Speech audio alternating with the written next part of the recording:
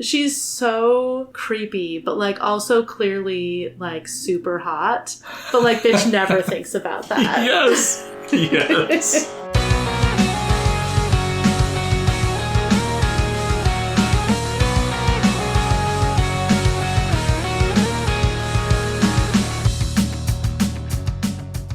Welcome to Inchworm, the podcast in which we're inching through Worm. I'm Jenny. And I'm Ted. This time we read an interlude. Yes, yes. Interlude 11A. Oh, interesting. Yeah. Might have to revisit that.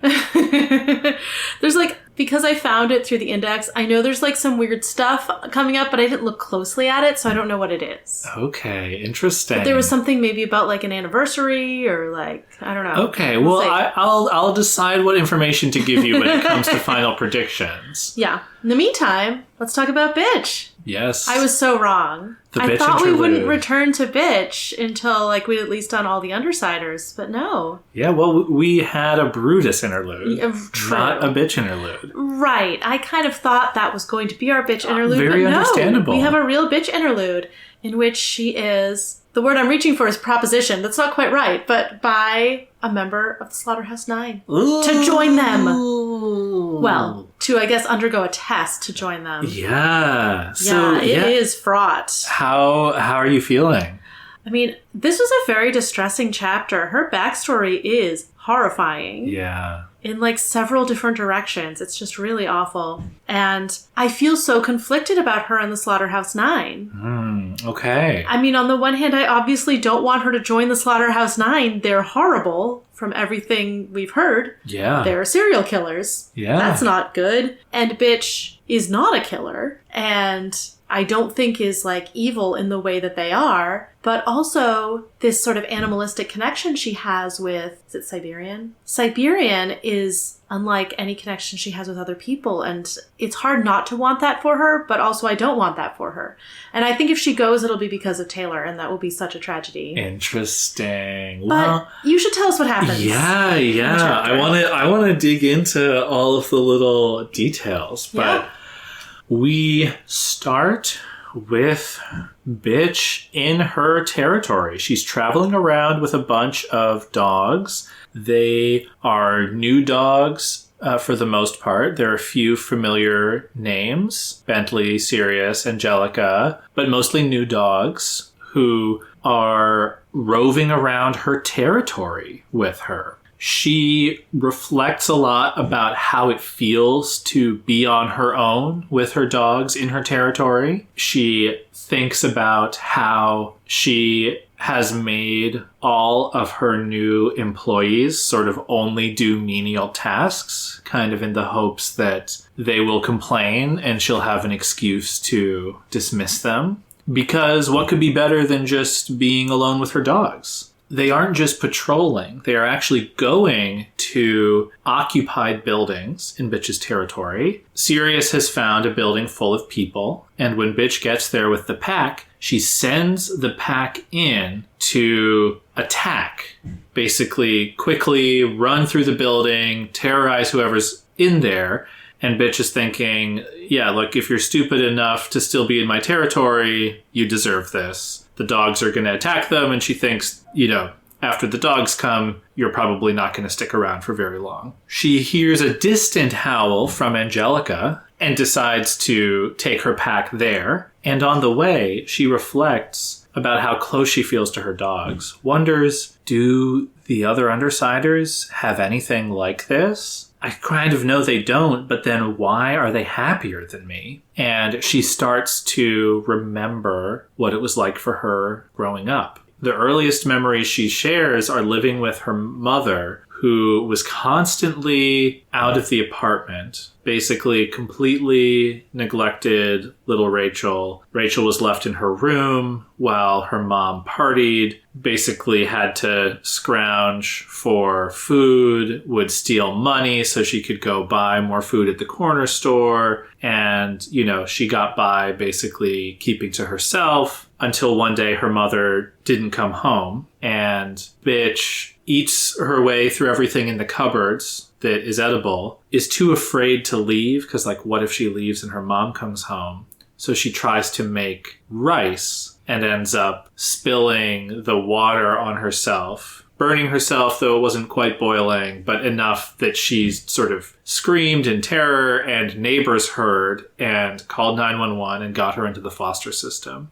And then she describes 3 increasingly bad foster home experiences where the foster parents are either unequipped to take care of a quote-unquote feral child, or her foster siblings are violent towards her, or the final home she ends up in is with an incredibly strict disciplinarian who was constantly fighting Rachel on every little thing and very keen on sort of creative punishments that fit whatever crimes the children might have committed. She was really struggling in this third foster home when she meets Rollo, a stray that she just finds in an alley near her house, who she, spends her lunch money on getting food to feed Rollo, kind of lures him to her backyard, chains him up out of sight,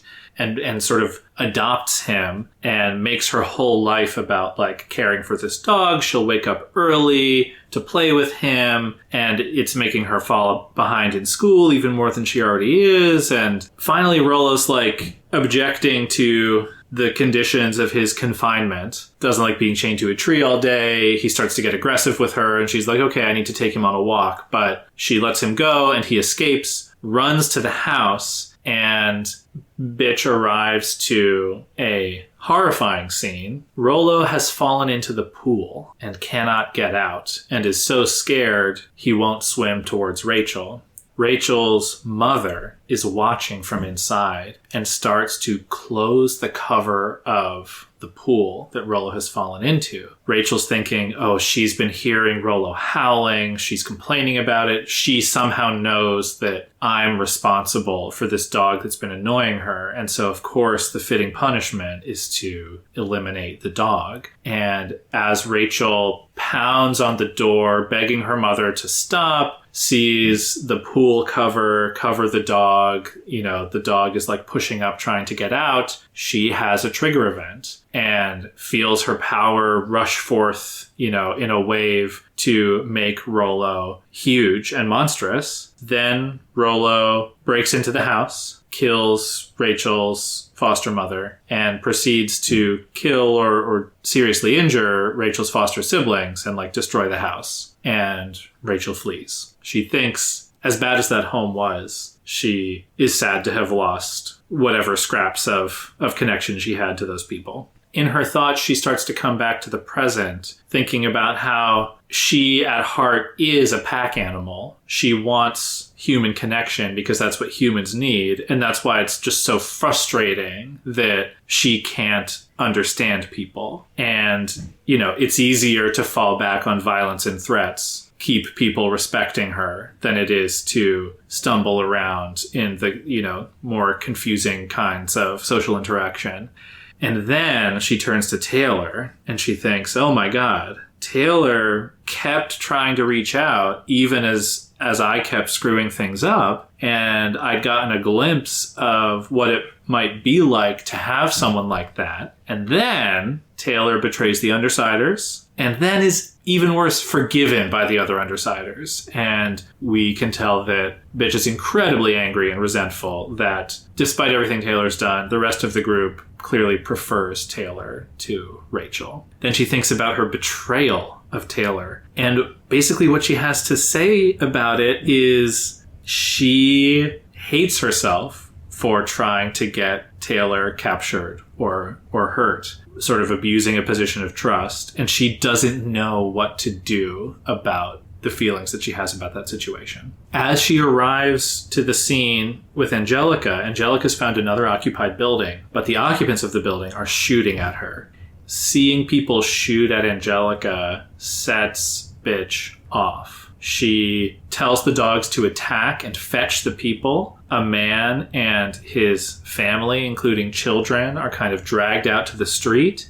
And Bitch starts interrogating the guy, like, are you challenging me? Are you insulting me? Like, you shot my dog? How? You should know this is my territory. And he is responding to her, clearly panicked, confused, trying to appease her. And we get insight into Bitch's inner monologue where she just has no idea what his body language means. Like, is he being sarcastic? Is he lying and trying to make a fool of her? Is he about to turn aggressive, right? And it's clear to us that he's just afraid for his life, but Bitch can't understand it and is so afraid of losing status in this moment. He invokes his family in order to get her to let him go, and that kind of sends her over the edge that, she thinks people are assholes, and, just because you start a family doesn't mean you're not an asshole. Maybe it just means you're an asshole with a captive audience. She has Angelica sort of crush him under her paw so that she can then tear at and maim his legs. Bitch gives the command to not just attack, but hurt him in this moment, thinking about how, Angelica's her closest companion, the only one of her original trio who's left. We realize that when Bitch has been thinking, it's so obvious you're in my territory, what she means is, if you can hear my dogs howling, you're too close. And the people are understandably like, how are we supposed to know that? But Bitch, again, doesn't understand that they're being sincere and is perhaps going to escalate and hurt this man's wife or children when suddenly Brandish and Glory Girl arrive on the scene. Bitch's immediate response is to attack. She thinks, what was I going to do? Talk to them? And her dogs are pretty effective at keeping Glory Girl and Brandish on the defensive. So, New Wave pivots to basically, these people are really wounded, let's grab the wounded and go. But as Glory Girl swoops in to the injured man, she sees a figure standing over the man and nopes out of there immediately. Just flies straight up into the sky. This figure is a naked woman, long hair and body covered in clear black and white stripes in a way that is like, it's not like paint, it's like her natural skin, but it's clearly uncanny. Like zebra, color is what is implied here. Bitch is just like, who the fuck are you? This woman acts very subserviently towards Bitch, casually dips her fingers into the man's eyes in a really gory and gross way, and then quietly says, oh, I'm Siberian. I'm just here to talk. I'll leave soon. And we see some indications of what Siberian's power is. Whenever one of Bitch's dogs or Bitch interacts with her, she's just completely unmovable and like impervious to any of the harm that is attempted at her. We should talk more about sort of your read on her power.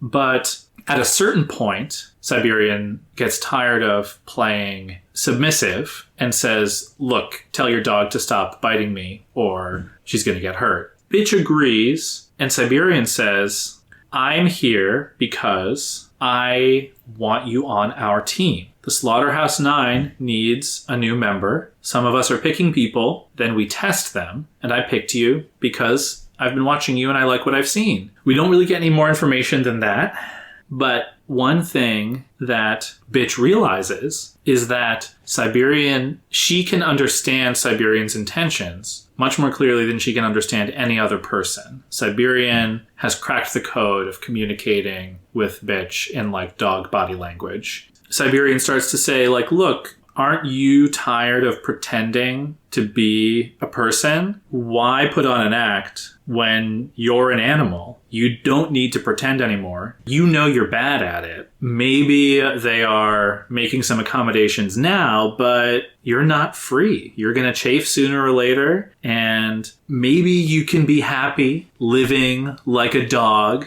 being told you're a good girl, but if you come and join my team, you could be truly free and wild. We don't really get a lot from Bitch in terms of how she feels about this offer in the moment. Classic bitch, she just kind of keeps quiet. Well, she does say that she doesn't want it. She's like, no, I'm fine here, etc. Like, she's being she's disagreeing, I think. Yeah. In general. She definitely says, I'm fine. These are just words from Siberian. But Siberian says, look, I'm going to give you 2 presents. One present will be waiting for you when you get back to your quote-unquote den. And the other, she says as she pins bitch down with her completely immovable hand, is that as of this moment, you're the only one to hear me speak and live afterwards. And then she kisses bitch on the head and runs away. So, bitch hurries home in reference to whatever this present is, find trails of blood. All of her minions have been wounded, though no indication that any of them are lethally hurt. There is a box in the center of her den. Inside the box is a little puppy.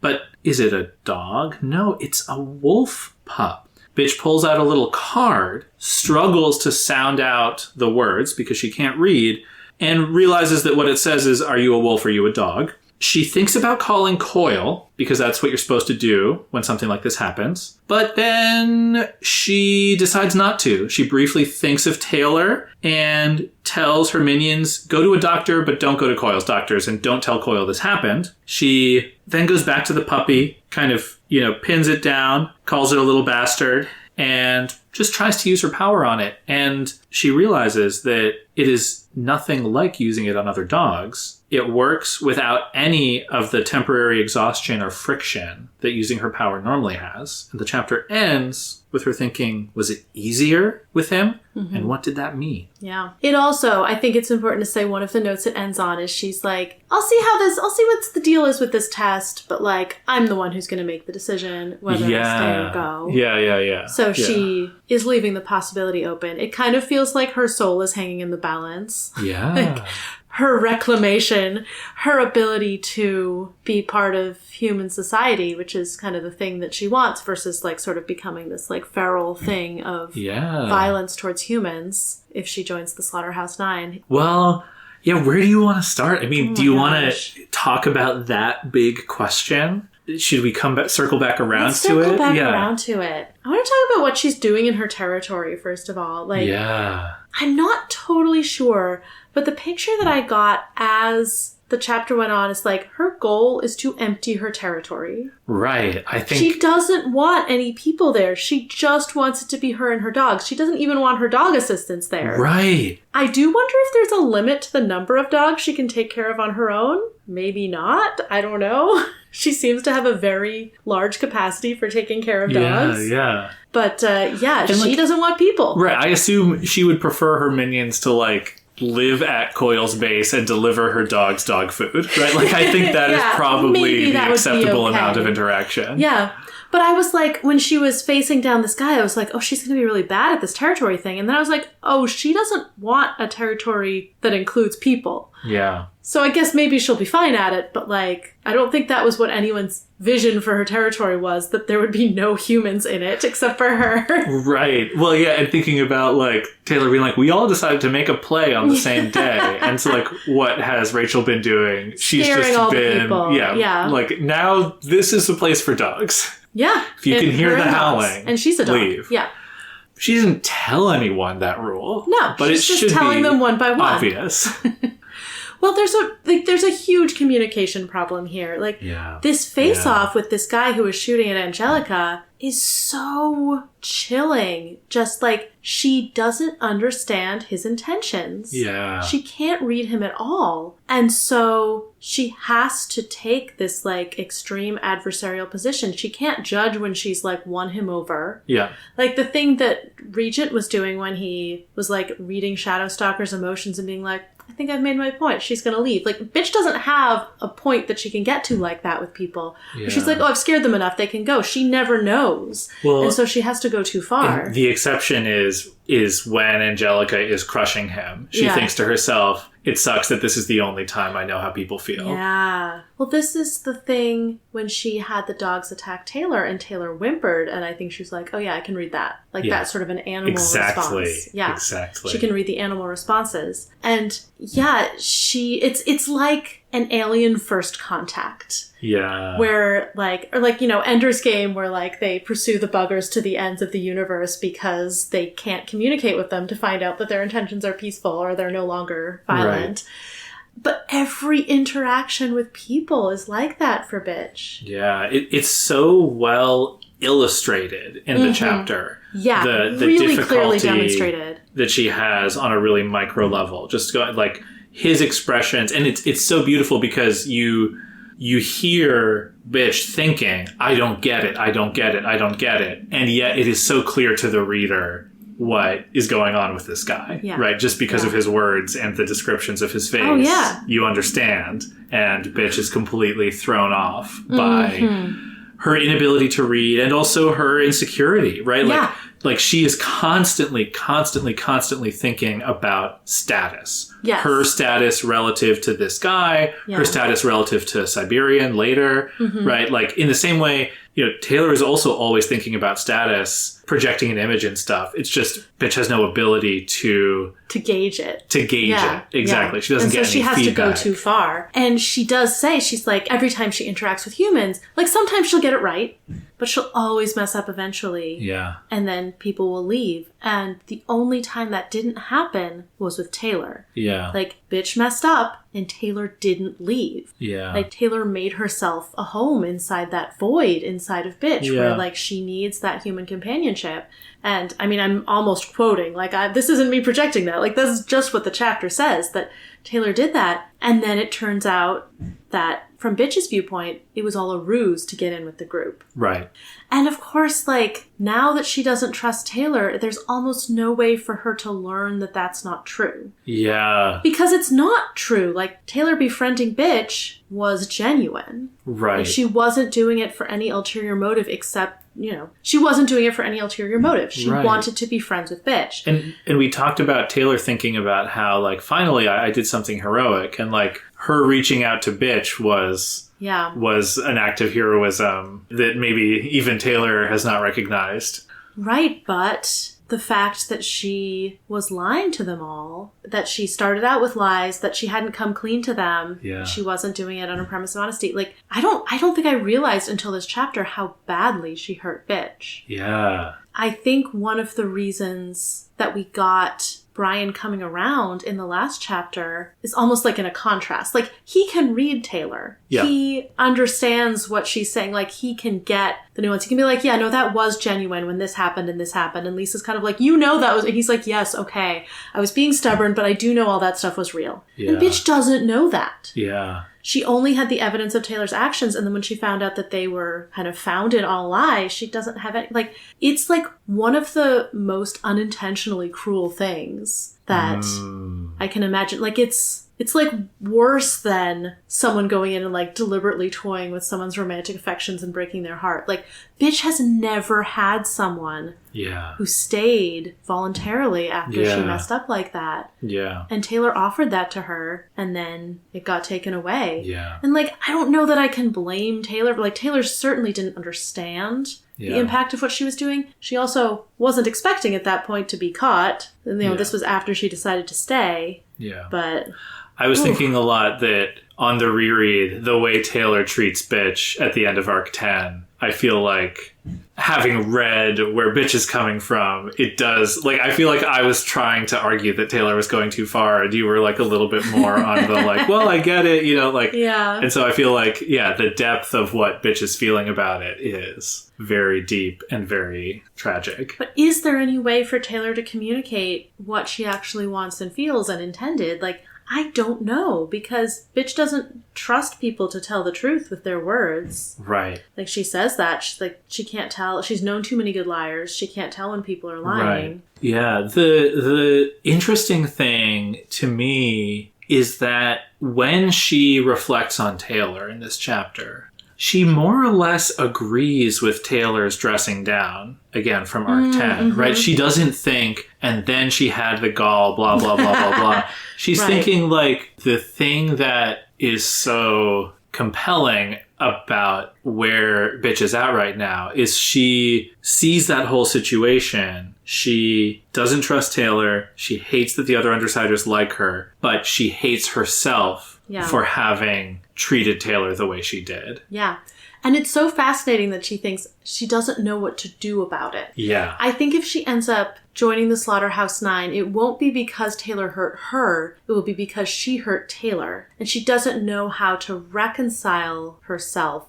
She doesn't know how to handle that and remain in community with these humans who she can't communicate with. Yeah. I mean, I want to read that final thought. Yeah. She takes out the phone because she's like, I know I'm supposed to call Coyle. But then she hesitates. What was she holding on to? Who was she protecting? Her friends? Were they really her friends? It wasn't that she wanted to betray them. She wasn't about to repeat that mistake, but she couldn't articulate the thought, but it was Taylor's face that flashed into her mind's eye when she put the phone away. Maybe she would see what this test was about. She wasn't about to back down, but in the end, she'd make the call about where she went and what she did. Yeah. I mean, I think if she doesn't see a way forward with the Undersiders because of what she did to Taylor, and I mean, she just doesn't know how to handle it, then leaving is going to be an appealing option for her. I feel like the relationship with Taylor is so significant. Like, I desperately don't want her to leave. I mean, I don't want anyone to join the Slaughterhouse Nine, and Bitch does not... They seem so cool. No.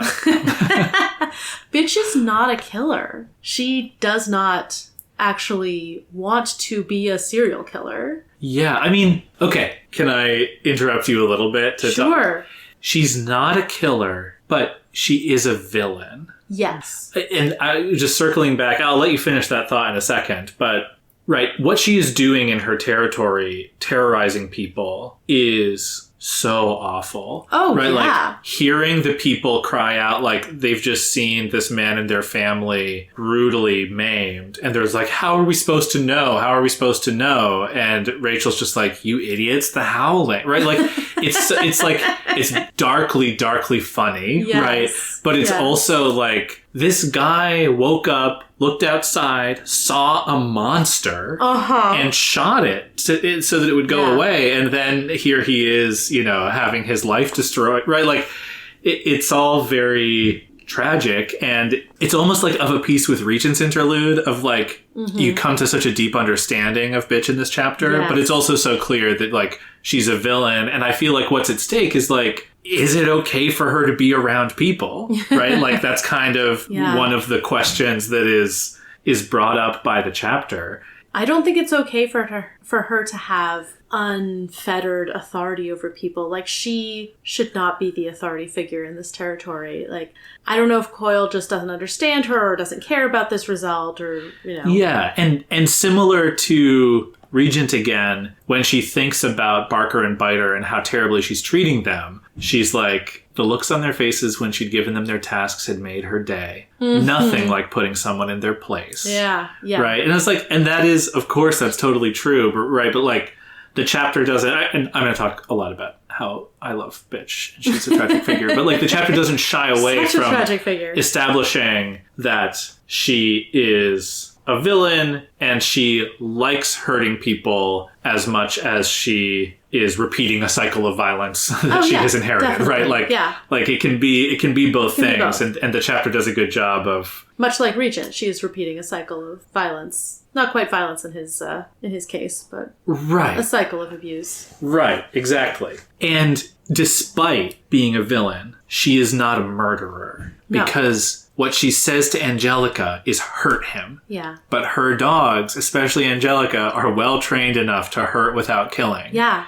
So like, it is certainly possible that this guy would have bled out before anyone could have come to help him. But in terms of what is happening here, I was initially like, oh my God, she's crossing this line. She's killing this guy. And then it becomes clear, Siberian kills him later in the chapter, but it becomes clear that Bitch wasn't going to do that. It's just, there's this like very beautifully written moment where she connects so deeply with Angelica and thinks about how much she means to her and how awful it is that this guy was trying to hurt her. Yeah. And that feeling she channels into saying Angelica hurt him. Yeah. This is why it matters that she's not a master. Because if she were a master, she would be a murderer. If she had taken control of that dog in that swimming pool and grown it and sent it after her foster mother and foster siblings, then yeah, she's a murderer. Yeah. But she's not a master. She's a shaker. She grew the dog, and then the dog did those things. Like, when the mom started putting the cover over the pool, I was like, I hope this dog kills this woman. Yeah. Like... it was the cruelest possible thing that woman could have done. I was like, she deserves it. She's trying to kill the dog. The dog should kill her. Yeah. And then the dog killed her, and potentially, I think, the kids, which of course did not deserve it. And bitch wasn't happy that they were dead. Bitch was like, oh, like...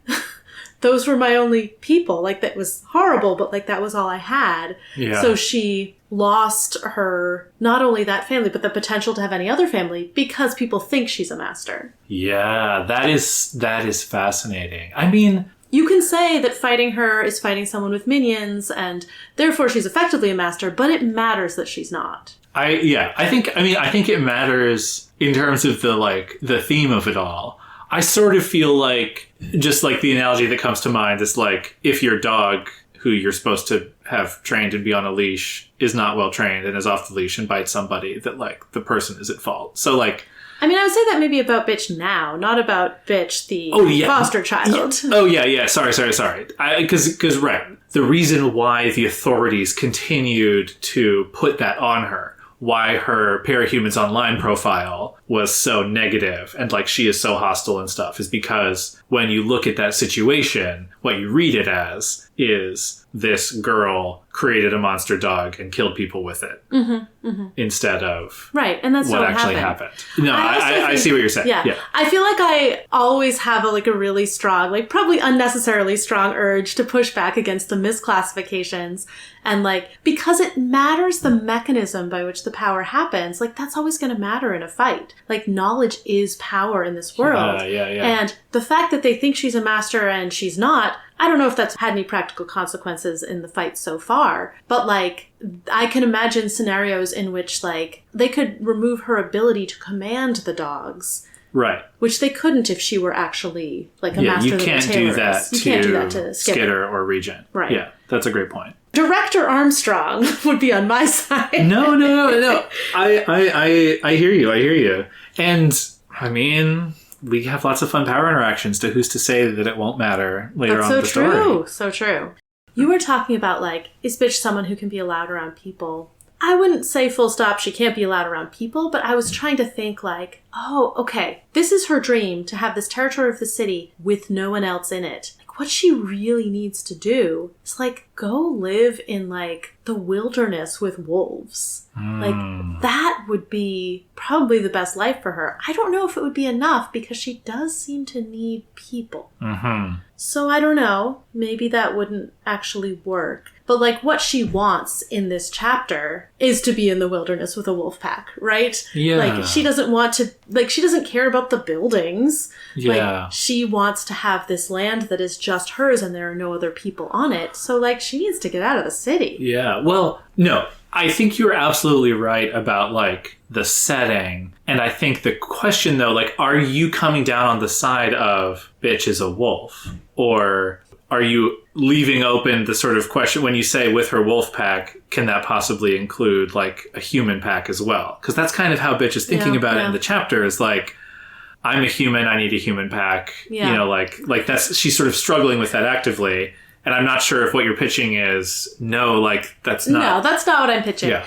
I was just thinking of like, well, this territory thing seems dumb. Why are you driving people out of these buildings? You just need to not be in the city. Not made for an urban environment, But no, let's say. Bitch is absolutely a dog, not a wolf, because she has these two sides to her. Yeah. She has the wild animal side. Like, she does identify so strongly with dogs. She can read dog body language. She can read Siberian's body language because she moves like an animal. But she's a human, and she thinks and she feels this need for human companionship. Yeah. That passage about how much she loved riding the dogs, like... Yeah. I mean, while you're pulling it up, I found a lot of this chapter, like, I find the whole situation incredibly moving and compelling, but some of the writing was, like, really beautiful. Really like, really good. gorgeous passages. This is up there with my favorite interludes of the reread so far. It's excellent. I would agree with that. She says, did other people experience anything close to this? Did Taylor, Brian, Lisa, or Alec? She felt like she was one with Bentley as she caught quick breaths between his jarring footfalls. This goes on a little bit. What did Lisa have that compared to that rush, this security? What did the others have? Why, bitch wondered, are they happier than me?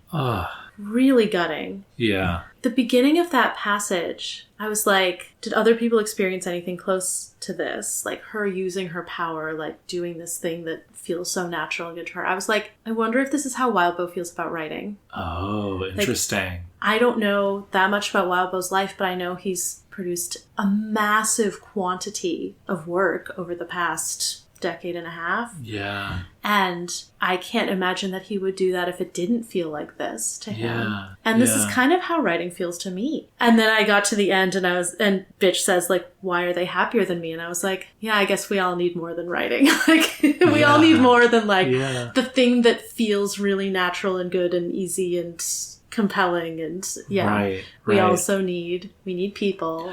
Well, that's a beautiful insight. I want to connect it back to the dog versus wolf thing. I think when I read this the first time, I definitely bought into Siberian's metaphor, like, too much. I was sort of like, oh no, like, don't be a wolf, bitch. Like, you're like, I don't want that. Right.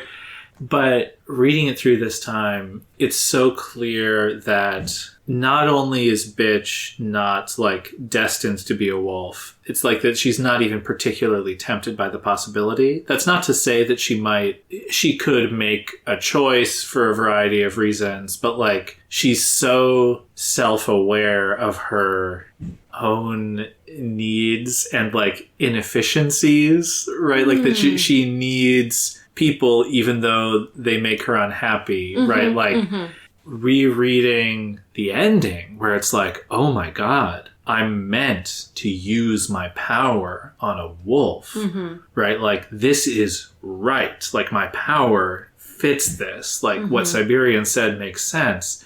It is not so much a, like, it's all finally clicking into place. It's like what you were saying, it's a temptation. It's like, this is an offer of, it would be easier in some ways, right? You could just do this thing. You're even better at it than you thought. Exactly. You could just do this, and it would only be this. Yeah. And it would be, in some ways, easier to turn away from all of that other stuff that you don't have to figure out how to deal with your guilt. Dealing with, but communication problem. On some level, you need. Right? And it's the same dynamic with her minions. She treats them the same way she treated Taylor. Like, I'm going to make them do all of the shit work. And I can't wait for them to be mouthy about it so I can fire them. And she has this thought about it. Nobody would be able to nag her about the fact that she hadn't given the henchman thing a try.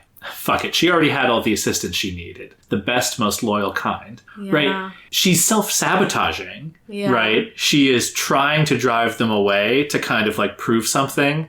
But she's not doing it herself, right? She's kind of saying, I'm so cynical about my ability to connect with people. I know that if I'm an asshole, you will leave.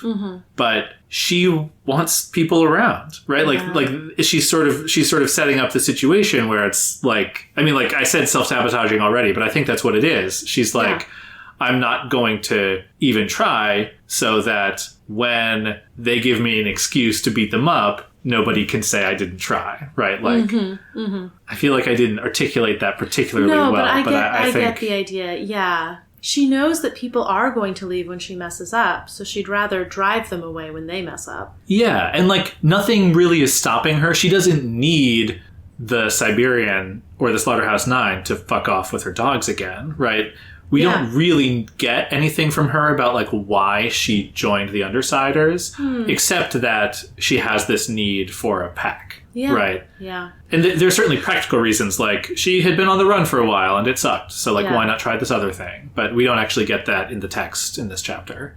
It's so funny seeing Taylor from the outside in that context, Taylor's someone who doesn't feel like she's good with people. She's bullied horribly at school. She's like she's not pretty. She's like awkward looking. She feels awkward around people. But like all the undersiders like her better than Bitch. Yeah. And that's true. Taylor is very likable. She's despite the fact that she lied to them all, she's very sincere.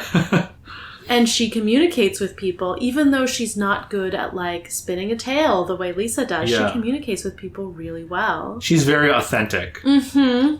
Once you get her, she's very, very authentic. Yes. And Bitch doesn't have that. Yeah. Taylor's the cool, popular kid. Yeah, that is so funny. The irony, right?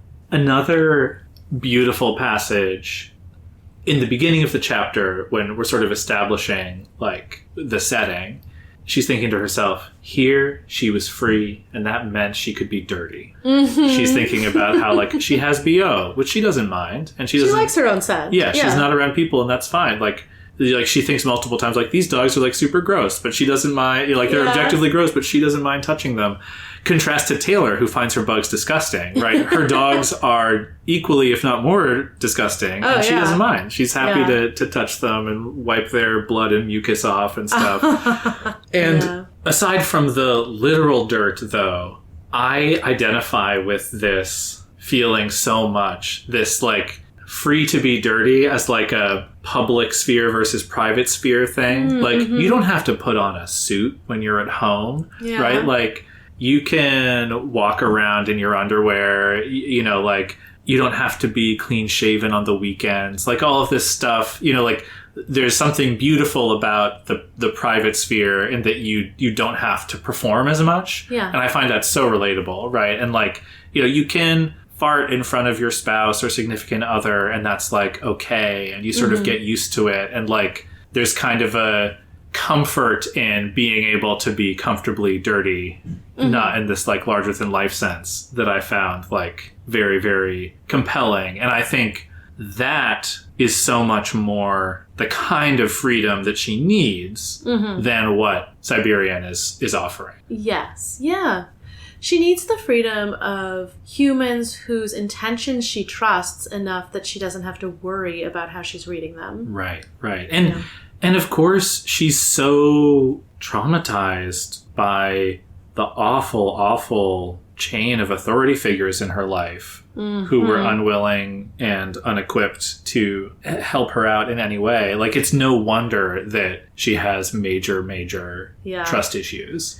The thing that killed me in this chapter, aside from the pool thing, was horrifying.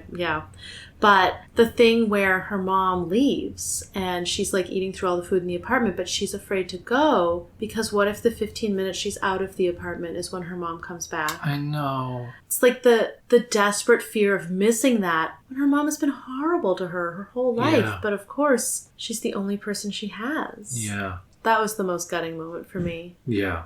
The most rage-inducing was the pool cover. Yeah. Yeah, this is a rough... I didn't quite cry at this chapter, but I feel like I was on the verge of tears several times. Yeah, just thinking about who Bitch is.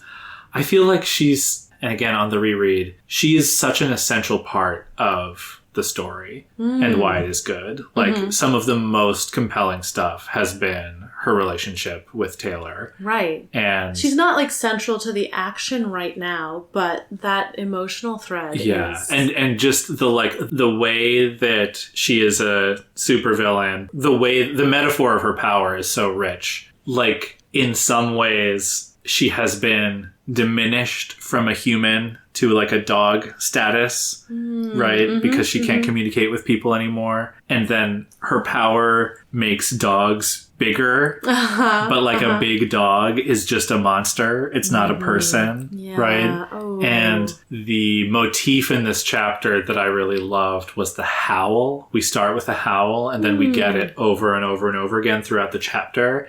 And a howl is how dogs communicate, but people thinking about the howl as, like, a symbol, it has this, like, mournful, striving quality that, like, probably isn't what, like, dogs or wolves are, like, actually feeling when they communicate that way, right? But, like... That's what we put on top of it. That's what we put on top of it. And I feel like Bitch howling, as she does in this chapter, she howls in joy, but then her memories are so close to the surface and so full of raw emotion that as she's riding around, she's just like howling out her pain. Yeah. Right? Like, and I feel like there's something in the idea of the howl that's like, she's like aware of her own inferiority, right? That she's not quite human, right? And she's like, I know that there is something wrong with me, but I desperately want to have that connection to other people that I cannot have. Yeah. I have to say, I'm so bummed that the like wolf pup is sort of now like set up as a temptation, because I just absolutely love the idea of bitch going around with a wolf sidekick. That's so cool. I hope she like reclaims it. She's like, no, I'm sticking with humans, but I'm going to have this cool wolf. Yeah, I don't know. I mean, we'll see. Hopefully wolves are trainable like dogs. No, that's a good question. Are wolves trainable like dogs? Yeah. Well, I would assume so, but I did want to bring up our pal Rollo again as another metaphorical object in this chapter, right? I find Rollo so tragic. Yes. I mean, first of all, the fact that this poor, neglected, abused girl tamed a dog instead of hurting it speaks to her like deep humanity, right? Like she found this critter in an alley and wants to take care of it and like have a companion, right? The Slaughterhouse Nine version of bitch is the one who's going to be torturing small animals, right? And bitch is so clearly not that. Yes. But then the tragedy of like not being able to see that the dog is scared and unhappy, right? We don't get a lot of it, but I feel like the sort of, I couldn't play with him because he was so aggressive is like, this is, you know, not like somebody's lost pet, but like this is a dog that is either so desperate it's attacking people or like it's not actually, you know, domesticated enough for her to be interacting with it. And so she is unable to see what the dog's needs are. And then her power gives her that ability of communication so that she takes away the human part. But she takes away the human part. So now she has become that creature who can't be domesticated and can't be communicated with. And is attacking people because she's unhappy. Yeah. Yeah. I did just look up if wolves can be trained. And I mean, I just started reading the Wikipedia article, so I don't have a great in-depth knowledge. At least it wasn't an AI summary. It does seem like wolves can be trained as like working animals, sometimes even as exotic pets. It just takes a lot more effort than it does to train a dog. Like they just have a little less natural tractability. She's the best in the biz, She's the best at it. So I assume she will be able to do a good job. To finish on the Rollo thing, though, right? The passage where Rollo destroys the house is also very, very well written. I think it's just the, like, a lot of these little lines, like the, why were they so much happier than me, or whatever it is. Like, it's just like these little gut punches. Like, you're just not ready for them, you know? Yeah. It builds up a big, big, big haymaker and then hits you with it all at once. Right. So then again, she gets her power, she saves Rollo, that kills her whole family, right? And so this is like, this idea, right, again, with bitch as Rollo, it's like this idea that she is not worth domesticating. She is not worth saving. Trying to keep her, trying to save her will just inevitably lead to big monster pain and harm, right? Again, not saying that Taylor, that will happen, but then right? That fell apart. Yeah. No, one of the things that really stuck with me was she ends up in this third foster home with this real disciplinarian foster mother, and the caseworker says something about like it's her only chance to be, you know, not a feral child. But bitch thinks now with the perspective of, you know, many years later, that the caseworker just wanted revenge on her for all the trouble that she'd given her. Yeah. And just the, you know, we talk a lot about authority. Taylor doesn't like people in charge, right? We've seen, you know, corrupt heroes and governments and things like that, right? We've seen the school, the principal. This is a much more mundane example of institutional failure, right? Just the little portrait we get of the foster system here is a very cynical and sad one. I kept thinking of the great Gilly Hopkins. Yeah. Which is tragic in its own right, but like a view of like a foster parent who really is like making it work. And I was like, I just want bitch to go there. Like, maybe that woman would be able to help her. Yeah. Should we talk a little bit about the Siberian interaction? Of course. Yeah. So Slaughterhouse Nine enters the stage. Yeah. How are you feeling? I mean, it was, despite the murder, it was less violent than I would have expected. The thing where Glory Girl sees this woman and then just like flies straight up into the air. That's so funny. What a moment. So funny. Brandish and Glory Girl show up and then bitch just like gets them surrounded by dogs and Glory Girl's like, Mom! Brandish is like, just take the wounded guy and leave. And then Glory Girl sees, I guess she probably does recognize her. She's probably been well educated in the villains around. Yeah, I think if you ever hear there's a naked zebra lady and she's one of the 9 most notorious murderers in the whole world or the whole country or whatever. She just like whoops, like straight up into the air. Not a pause. Yeah. I assume Brandish leaves the other direction. I can't even remember if it was mentioned. Yeah. However, bitch has no fucking clue. No. She's just like, the fuck? Like, right, she has who are you, like, crazy at the lady? end, when Siberian is like, you're the one person, as of now, who has heard my voice and lived. I was like, oh, no. Like, wow, that really is exceptional. Like, yeah. And I guess she doesn't talk to the other Slaughterhouse Nine. Yeah, She's right? only talking to Bitch. That's wild. Which is so ironic that her whole point to Bitch is like, you and I, we communicate like animals. Therefore, you're the only person I will speak to. Yeah. And, like, bitch is so funny because she's like, what, philosophy shit? And then, like, Siberian's like, oh, touche. What was I going to say? For someone who never talks to people that she doesn't kill, she's pretty good at speaking. Really good point, right? She does not come across as a feral child. She's not that person in Us who's like the one of the others who can talk. Right. But hasn't done it in like 2 decades or whatever. Right. Oh, but a really clever bit of plotting that Wildbow let this interaction happen this way because bitch was not at the briefing about the Slaughterhouse Nine because she was kind of, not wanting to hang out with the other side. Yeah, that's right. So she doesn't actually know about the Slaughterhouse Nine being here. I forgot about that. It's such a fun piece of dramatic irony. I also connected this to Dinah's thing about, like, it depends who stays and who goes. Yeah. Bitch is someone who could go. Yeah. And this is such a ripe moment for people going because they are so split up. I have to assume they're going to reunite in a more meaningful way. Like, I'm sure they'll, like, have missions, fights, or whatever. But, like, I think this thing where they're all split into their different territories is not going to be, like, the rest of the story. Like, I suspect it will fluctuate back to them being more of a unit again. But will bitch stay or will she go? Yeah. And right now, they're all dispersed. Right? Sometimes people leave the cast in the future season, Maybe she just wanted to go make movies. Right. Had too many Broadway gigs. They have to recast her. Did you recognize Siberian right away? I think I did figure out who she was maybe before she said her name. I wasn't like surprised that she was I knew she would be one of the Slaughterhouse Nine. Yeah. I guess that's more I think what I was like, asking. oh yeah, wasn't there like a tiger one? Yeah. Yeah, I kind of figured that out. She's so creepy, but, like, also clearly, like, super hot. But, like, bitch never thinks about that. Yes. Yeah. Like, she's got, like, a whole, like, mystique. Like, she'd be cast by, like, some beautiful hot woman in a bodysuit. Yeah.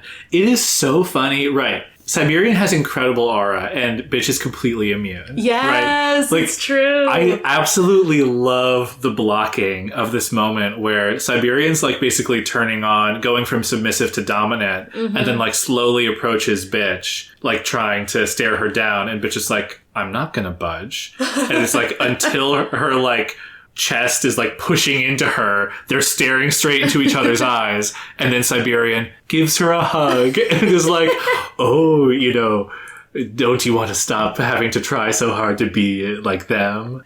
It's so funny. It reminds me of like bitch stunting on Kaiser and like being kind of like whatever to coil stuff. Yeah. Like she just does not go for this kind of peacocking or like anything like that. She's just like, I am not going to back down.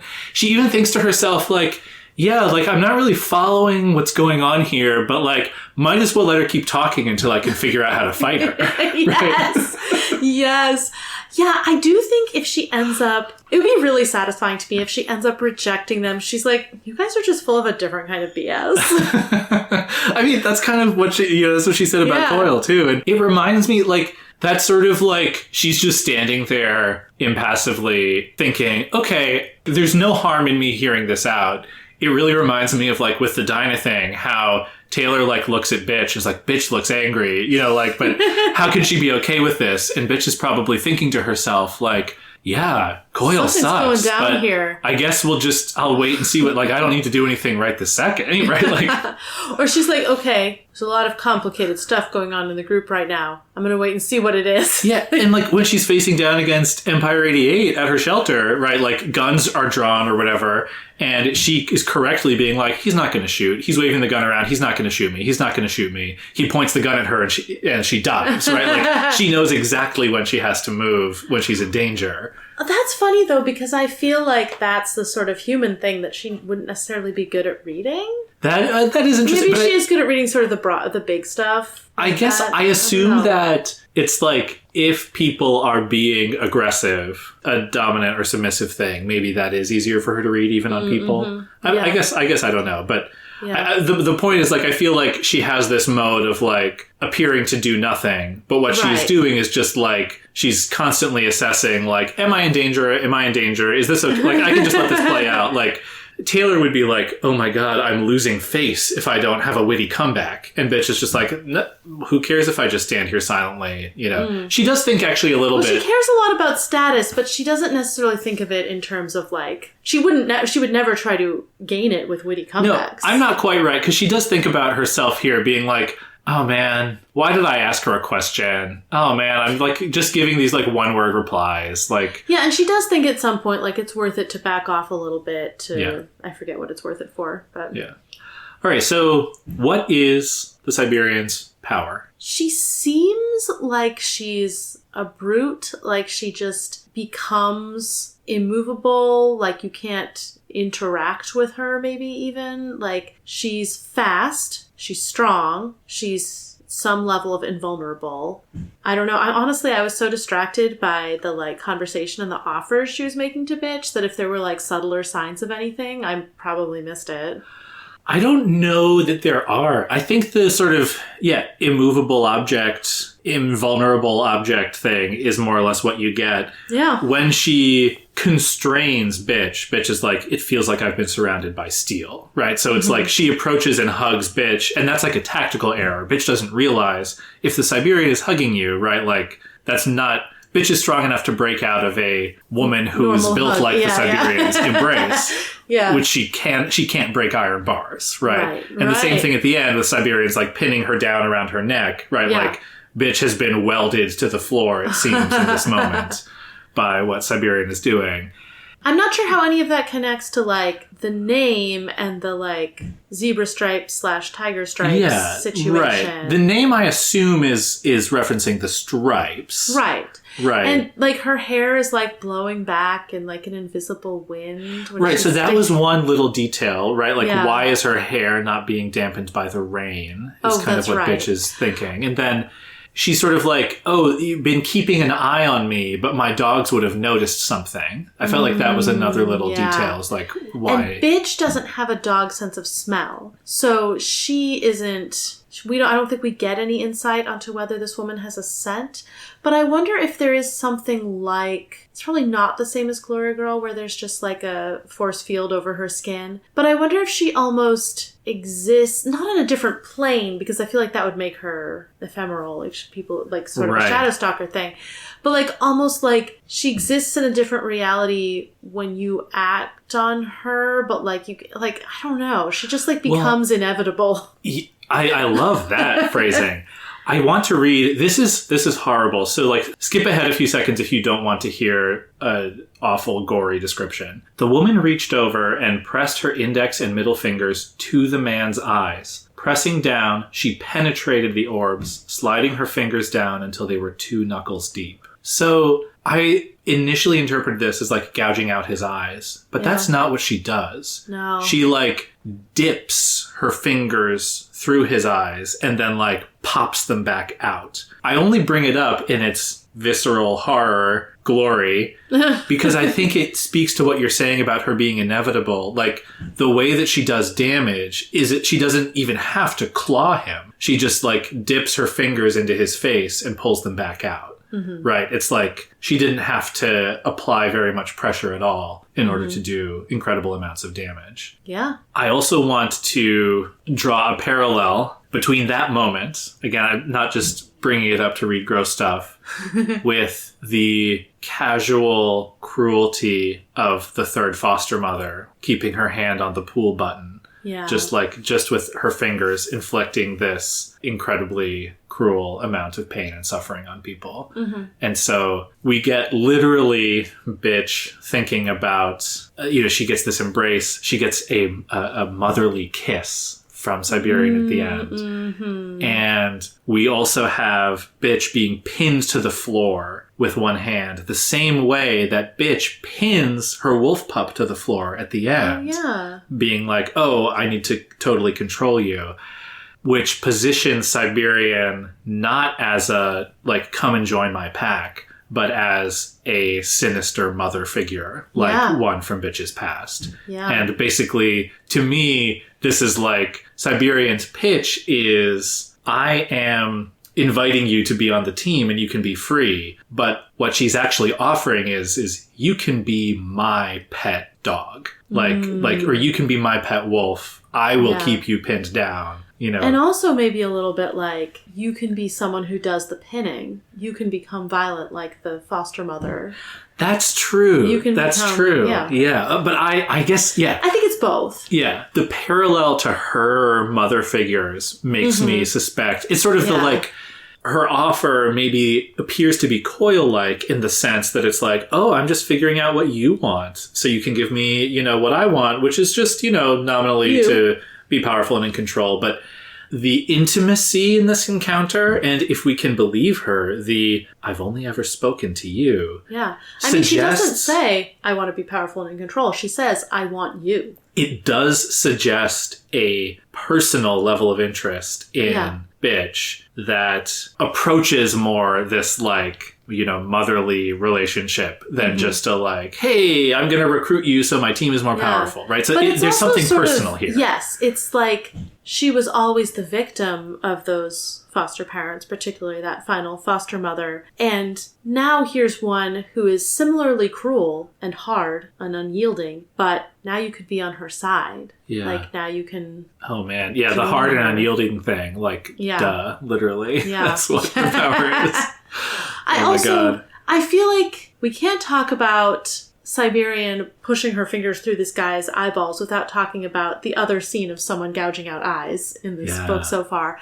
And I'm not sure what the connection is or if there is one, but it is I think those are the only 2 eye gougings we've seen. Taylor had a good reason to do it. Yeah. Siberian doesn't. That's probably true, Right? Yeah. There are these like small so it is different. distinctions. Even though Taylor is doing stuff like Bakuda, Taylor's doing stuff like Siberian. Are you coming around to my perspective? I said it is different. It is different. Good. Yeah, and similarly, Taylor sets a woman on fire earlier this arc, and then texts Coyle later to be like, come get her, right? So the difference, right, is bitch isn't going to text Coyle to come help this guy that she maimed. Uh-huh. And she is a much worse judge of guilt and innocence, right? Taylor... It was like, okay, this woman was going to set fire to other stuff and hurt people, so I can set fire to her a little bit. Exactly. And I'll get her help. Right. Taylor at least is trying to do that math. Yes. Even though she probably is overestimating her abilities to some extent, or at least that's what I would say. But bitch isn't trying, and as we can see, is not good at it. Yes. Which is why she isn't trying. So we talked a little bit about Siberian, and now I want to bring up my like big insight from this chapter, which is that Siberian, I think, is presenting one version of being alpha, which is the classic total free to do anything. You dominate other people. You're sort of a master to other people in the sense of like you're fully in control, full authoritarian alpha. But bitch is not an alpha in that way. Yeah. For her, being alpha is being a mom. Oh, yeah. We get so much detail in this chapter about the care she takes with each dog. Yes, she's a caretaker. Yeah, the attention she pays to each individual one. They all get individualized care, right? She's, you know, we have a toddler. She's sorting through their poop, right? Like, it's all very just like, yeah, like having kids is like a messy, messy affair. You have to do a lot of thankless labor, right, to make sure they're doing okay. There's a little moment, right? She's riding the dog, and when she gets off, she has to wipe blood and mucus off of her inner thigh, which is very much like a birth metaphor. Like these dogs are her children, right? Yes. And when she thinks that beautiful passage you read earlier, like this connection I feel to them, like Lisa doesn't have anything like that. None of the others have anything like that. I think it's like, it's a relationship that she has with her children, right? It's like this close, deep, personal connection. These are the people that she would do anything for, right? Like, I mean, that's why she attacks that guy. He shot Angelica. Yeah. Right, right. She went and carved the names of the dogs who died onto that memorial. Yeah, yeah. So she relates to her minions as a mother in a way that, like, I was sort of like, well, what does that mean for our other masters, right? Like, she's not one. Well, right. but I mean, she is in a way, because like all parents, you have to control and discipline your kids. And like, you can choose to do it in a very authoritarian way. You can choose to do it in a very permissive way. Yeah. Or you can try and navigate like a middle road. Yeah. Right? So I feel like she does sort of like create them in a Shaker-like way. But right, she's not a master, she's a parent. Yes. I think that we can agree with that kind of framing of it. And I was thinking, just a little aside into Taylor and Alec. Taylor, I think, is a master in the sense of like a slaver or like a corporate overseer, right? Like, she just wants the full control. Yeah. Like, do what I say, completely disposable. You know, if you die, I can hire a million new ones. Wow, I hadn't even connected the fact that her power is like that with her bugs to the fact that that's how she treats other humans in action situations. Interesting. Yeah. That's kind of what she's like. Yeah. Well, we should return to that question in a Taylor chapter for sure. Yes. I was thinking, though, Alec, he is not like either of them. He's a master in the sense that he is searching for his own identity or some sense of self. Inside other people. Yeah. Really good. I mean, just like really good thematic stuff all over the place. But again, the fact that she sees this stray animal and is like, I'm going to take care of it. This is going to be my new best friend. Right. And then she really puts in all the time. She goes hungry because she's like spending her lunch money on food for him. She loses sleep because she's getting up super early to play with him. Yeah. Yeah, this is not like I'm going to bring home a pet to be my friend. Oh, it's hard. Like, no, she's putting in the work. Yeah. She's desperate for that connection. Yeah. And then the way she thinks about the man claiming family as like such a good thing when she's had her, you know, her real family betray her, but then also she's in the position of like making and creating this own family constantly. Right, but it doesn't count in the same way. Yeah, it doesn't count. And she knows on some level that they're monsters, right? Like, well, I don't know that they are monsters though. I mean, they look like monsters, but they're her real family. I guess that's true. But they're her children, but they will never grow up. That's true. Yeah. So monsters is too hard. They're her children, but they're not enough for her. She needs a human. Yeah, pet. exactly. But yeah, this thing where she sees, I have a wife and kids. Like, most people would see that as like, oh, there are people who need him. She sees that as like, why does having family make you better? Because it's something she's never gotten to have. Yeah. She's like, well, I would have a family if I could, but I can't. So, you know. Yeah, saying that she knows they're monsters, I don't think they're monsters. I guess what I was getting at is like, on some level, she's aware of how much they don't fit in. Yes, And that is true. if anything, she thinks like people are monsters. People are assholes and monsters. She thinks people are monsters. Yeah. And she correctly judges that dogs are innocent in a way that people aren't. Yeah. And that's a really fascinating. Our other big mom figure is Purity, right? But the way that she projects innocence onto Aster is so different from the way that Rachel genuinely sees the innocence of a dog who lives to kind of like be like, they're an incredible piece of technology. They like live to, be in this relationship with people. That's what domestication was for them. I bet it's also not a coincidence that this is the chapter where we see a superhero mom and daughter. Yes. Yeah, and yes. Glory Girl, when she gets in trouble, can say, Mom, and then her mom will tell her what to do. Her mom will look out for her and tell her to save herself. Yeah, and Glory Girl appears to not have joined the wards yet. True. Family ties. Yeah. And that's also, Bitch does the same thing with the dog when she sends the dog to attack Siberian, and Siberian's like, remove this dog, and Bitch is like, okay, calling the dog back. Just like Brandish and Glory Girl. Yeah. It's so funny when Brandish and Glory Girl show up. Bitch just has like no reaction. She's kind of like, who are those guys again? What are they doing here? All right, whatever, attack. Oh, and I wanted to connect, the parenting thing, right? Again, Leviathan. Those are her children that died, right? Like, she's putting the names of her children into that memorial, right? Definitely. Taylor had invited herself into that place, that void, and had stayed when Bitch fucked up. The scrawny kid had stood her ground instead of running when Bitch called her out on something. And maybe, just a little in some small way, Bitch had gotten a glimpse at what she'd been missing out on, right? This, to me, I can't help but read as a kid who never had a loving parent. And Taylor doing what we are doing, like the developmental stage that our daughter is at right now, is like kids push boundaries and make mistakes. Mm-hmm. And the role of a parent is to still be there and love them. Yeah. Even as you're holding important boundaries to keep other people safe and to keep them safe. That you can push boundaries and it doesn't mean that people will leave. Exactly. And so just this idea that Taylor is filling this parental role for Bitch, right? Mm-hmm. It's like, it's not just that she needs a friend, but that she needs this family figure that she's never had before. And, And I feel like that the person who won't leave even when you screw up is such an important thing to learn from a parent. And it's also such an important attribute of a friend or of a significant other. Of course.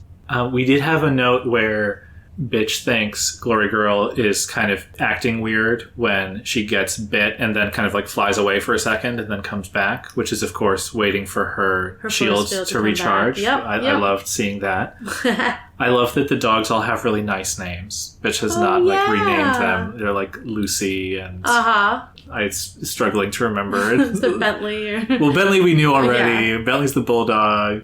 One little random thought I had was that like the way her dog lairs work, where it's like the dogs take damage, but it's not till they get down to the core that the dogs are vulnerable, kind of reminded me of like Endbringer lairs in like a power functioning in a similar way. Like there was something there. Interesting. So this is another chapter where Bitch uses the R slur. She's sort of saying, these people, you don't understand the howling, you're so stupid. But her first foster family, she is placed with an older girl who has Down syndrome. But the word used is mongoloid, which is, I assume, derived from like racist science, sort of like but it's not, I don't think it's about having Asian ethnicity. I think it's, that's what's implied there. She later says like idiot sister, referring to that girl. And I felt like there is some depth here, right? I think there's something to like Rachel as a character with a cognitive disability, like using, if not reclaiming these words, that is interesting. Thinking about how she would have learned these words and sort of like, accepting that that's how people are going to refer to her. and just sort of understanding the reality of how awful that terminology can be. And, in particular, this first foster family, right, that's the one where the parents seem to have been well-intentioned, but not able to care for her and her older sister at the same time. So it's an indictment that, like, these care systems conflate and group together people with probably pretty highly divergent needs. But to me, I felt like the racist and othering language used for the sister was more distracting. I was like confused by the term and sort of had to look it up to kind of understand it. And additionally, the sister is like described as being like selfish and like a bad person, which it feels a bit rough too. So I wanted to bring it up not as a call out, but I think just as like it's doing a lot of work. And I think I believe that all of that nuance is kind of intended in sort of glossing like how bad this situation can be in a realistic way. But I felt sort of like overall it was distracting, or like without like slightly more context, I feel like I'm doing a lot of work to like dig into it. And, I don't know if you had any of those feelings or if you just kind of skimmed over it because there's more story to read. Yeah, I mean, I was just looking up the term mongoloid, and it has like deeply offensive origins. Yeah. The term was used because Down, the scientist, believed the condition was a reversion to an inferior race. Wow, yeah, I hadn't even gone that far. Yeah. So it is a deeply offensive term, but it also felt very in character for Bitch and didn't distract me. Like, it felt like the kind of language she would have heard, and yeah. And it felt of a piece with her inability to extend grace to other people. I agree. Yeah, hearing you say that and right, like, it's a cliche, but like hurt people is like a thesis statement of this chapter, right? Like you see this awful way Bitch was brought up, and then you see her maim this guy for no good reason. Yeah. Yeah, and so right, that's another example. Yeah. In miniature, and again, like without any of the superpowers, like, kids in foster homes beating each other up. Again, some of the language, like in her second foster home, there's sort of like she receives like every lesson possible in violence or something, like just from her other foster siblings. I mentioned a little bit the motif of the howl, so I wanted to close that loop and just point out a couple of other things. I mean, it's really, I just love, right, like, Bitch, I think I said it before, these feelings are so raw, right? She screams until it hurts, but it's tiny and insignificant compared to everything she wants to convey. It's like so really felt and something that's like so easy to identify with. And I feel like unique to Bitch, there's like an emotional clarity here that you don't get from, at the very least, like Taylor, Lisa, Alec, in their perspective so far. I could sort of put that on Brian as well. Like, we haven't been inside his head, but she doesn't compartmentalize the way the others do. She's not lying to herself about how she feels. Exactly, which is an interesting contrast. But the man who gets wounded is howling in pain. The people who are crying out, like, how are we supposed to know, are also howling in a sense. And then in her childhood memory, the thing where she tries to cook rice and spills it on herself. It's like that first howl of pain at like trying to do something that you need to do and not being able to and screwing it up. And like the pain that comes from that moment being kind of like her howl of origin. I feel like what the howl is saying to me, it's coming out of this really deep pain. And I was thinking, like, part of the reason she feels so much pain but can't express it is because she's not connected to anyone. Like, this is why she feels the need for a human pack in addition, because she can't really connect with dogs about these feelings. Right. And the tragic thing is that a howl is fundamentally communication. Right. But it's not reaching anyone who understands it. Exactly. And the howl, the way she screamed with the rice when she was a kid, was also, communication. And she did get help, but it wasn't the help that she needed. Exactly. Yeah. When she is saying in the present moment, you should know the rules, that howling means stay away, right? It's like, that's also Bitch. I mean, it's the hurt people thing. She's perpetuating, like, as a kid, when her mom was around and partying, she didn't know the rules. She got in trouble. She had to like sneak in and steal food and stuff. And she's sort of, you know, just trying this one thing over and over again. Yeah. The theme of communication failure is just so central to her tragedy. Yeah. I also wanted to circle back to the Siberian on that point, right? Because I don't know if we've explicitly said it, but like, I think we've said it's weird that Siberian is like a silent brute, but then turns out she has this like fairly eloquent philosophy side, right? But the way, like, she's very effective at speaking bitch's language with the body language, but I feel like we both had the impression that like the actual words she uses are not necessarily persuasive or true. Or Bitch reaching understands her. She's not necessarily persuaded by her. Yeah, so like she says, acting like one of them, playing and losing their games, decorating yourself in their clothing and their symbols, following their rules. And later, you're going to chafe at it sooner or later. You're going to realize that you're still in a cage they made. You're still following their rules in the end. Like, this is clearly, I think, how Siberian feels. Oh, yeah. And she's projecting this onto Bitch. And like, Bitch has not othered humanity in the way that Siberian has. Yeah, and after this, it says, Bitch looked around the empty, flooded streets, as Siberian was doing. She didn't answer. To me, it's like, Siberian's like, you're still in a cage. And Bitch is like looking around being like, I don't know. Like, where's the cage, right? Like, it's kind of a dumb Bitch being literal joke. But I feel like there is something to this. Like, the metaphor is not lost on Bitch, but it is also not going to be that persuasive. Huh. Yeah. I don't know. I wasn't sure if in that moment she wasn't like, oh, this sort of is a cage. I don't think we really get told. We don't. We Bitch is left conflicted and we don't get a lot of insight, which is good. Like, again, with these Undersiders interludes, we don't resolve who is Bitch. We learn a lot about her, but this tension about can and should she be domesticated or whatever it is not resolved. Yeah. I guess the last thing about that is I really enjoy that this metaphor is not one that we are calling out, but is like, it's been constructed by the Siberian. Yeah. Right? Like, I feel like that is just something that I wanted to put out there. And I'm just very curious. It's a really fun introduction to this supervillain. I feel like I have a lot of questions about her. So, one last question for you before we get to predictions. Okay. What's the deal with Bitch's power and the wolf pup? Oh, yeah. I was just thinking about that. What does it mean? I mean, I guess it does mean that her power is, like, designed to be used on wolves. Like, that feels like something about the nature of her power that doesn't necessarily reflect anything about her. Like, it's not like Taylor is an insect, you know, or a bug or whatever. I was thinking about your thing where you're like, what if there's someone who can control ghosts and we'll just never know about it?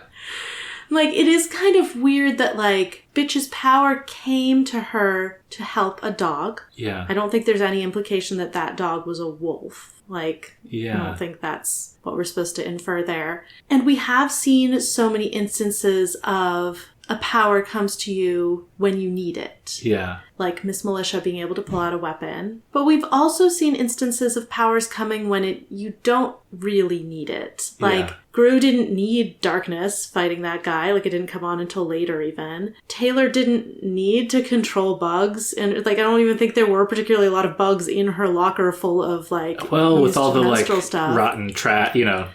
Right, bugs but like, and garbage, but it's not like controlling bugs were going to help her in that Exactly. situation. So it could be that her trigger event, like her powers, was certainly connected to the situation, and it did, I don't want to say get her out of the situation, it did transform the situation, and it accomplished what she wanted in that moment of getting Rollo out of the pool. But it's possible that the power that came over her was not perfectly adapted to the moment she was in, but more thematically related to the moment she was in. Yeah. And she maybe was feeling this sort of animals versus people, animals are better than people, the sort of innocence of dogs, of non-human animals versus the cruelty of humanity. Yeah. And so maybe her power does come out of the part of her that rejects humanity, which would make sense. Like, she can't really read the human body language anymore. She can read dogs and maybe other animals' body language much better. And so wolves, being so much wilder, less domesticated, like dogs are almost, I mean, not spliced with humanity, but, you know, they have some of that human society in them almost. Yeah. Yeah, maybe it makes sense that her power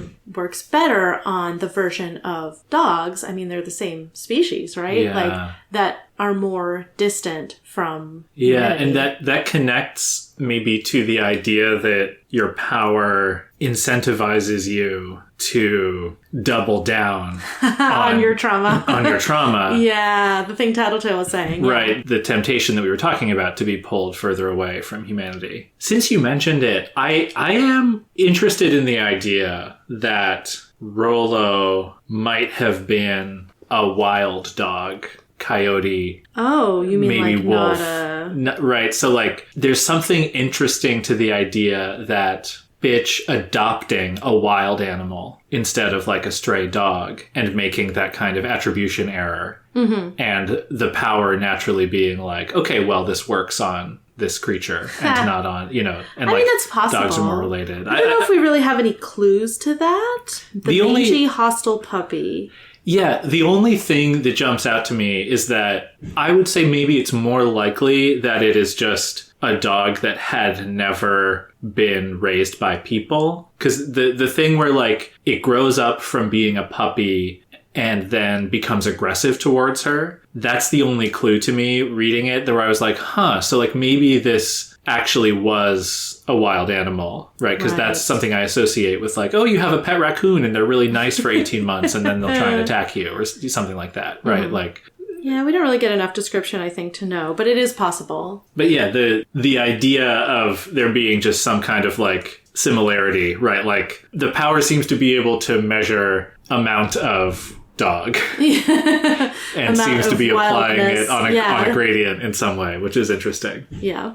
I just really do love the idea of Bitch with, like, an even larger than we've ever seen, like, wolf. I know. I mean, we're getting full Game of Thrones here, right? Like, give Bitch a dire wolf. She's going to need to train it really well, though, and it's going to be hard. Yes.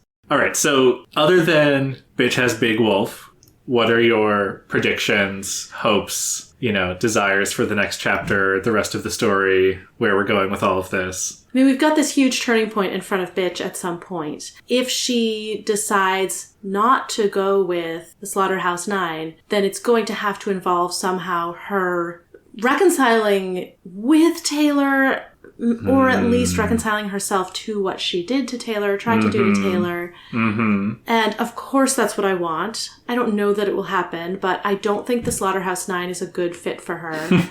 And I hope she doesn't go in that direction. I do know we're getting another interlude or something. I mean, you're about to find out. Up next is Interlude 11B. Okay, all right. And I will clue you in, you saw the words anniversary bonus. Yeah. I believe this was at the 1 year anniversary of Worm. Mm-hmm. Wildbow changed things up a little bit as kind of a reward for fans of the serial. And I'm not going to fully explain what is happening, just to keep the predictions interesting. But it is kind of we've reached a special event in the Worm timeline. Fun. Then one thing occurred to me. I was like, oh, is it just another chapter from Bitch's point of view and we get to see this, like, test?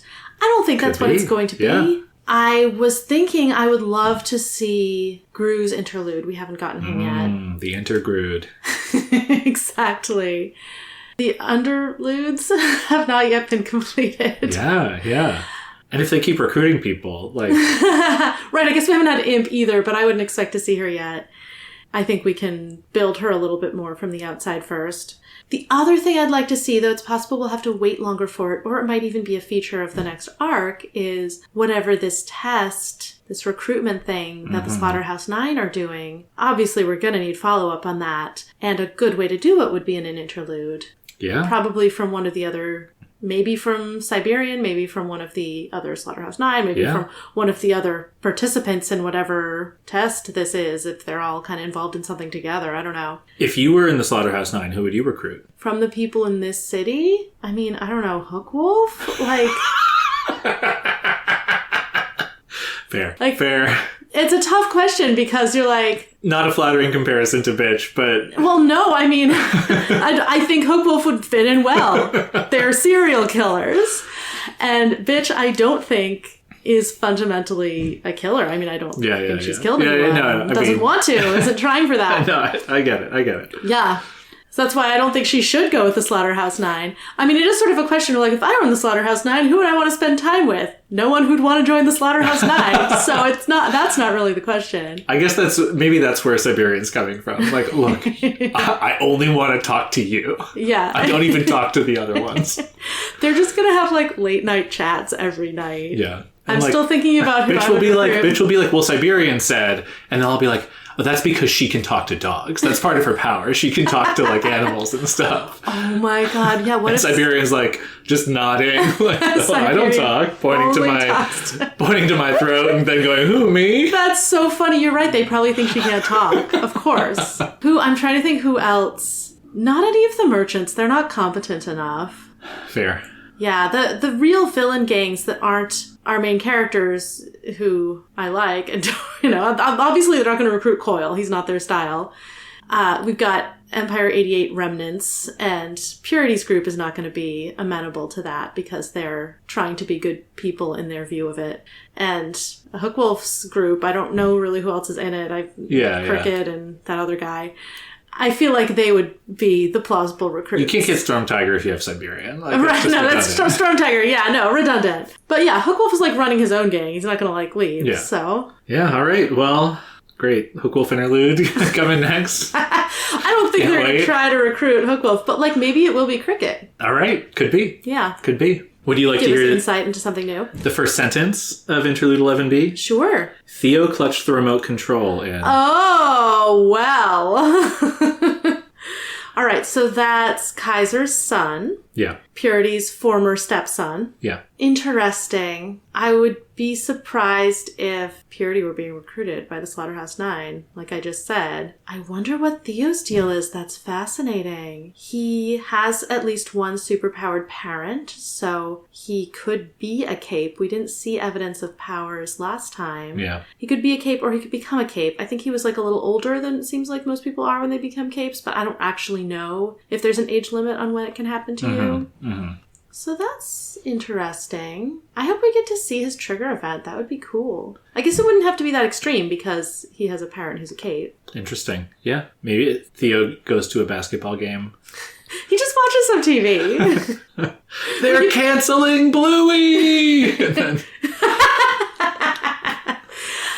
Maybe we'll see the second half of that program that Danny was watching. Yeah, exactly. That's the real cliffhanger. Theo is bored and watches TV.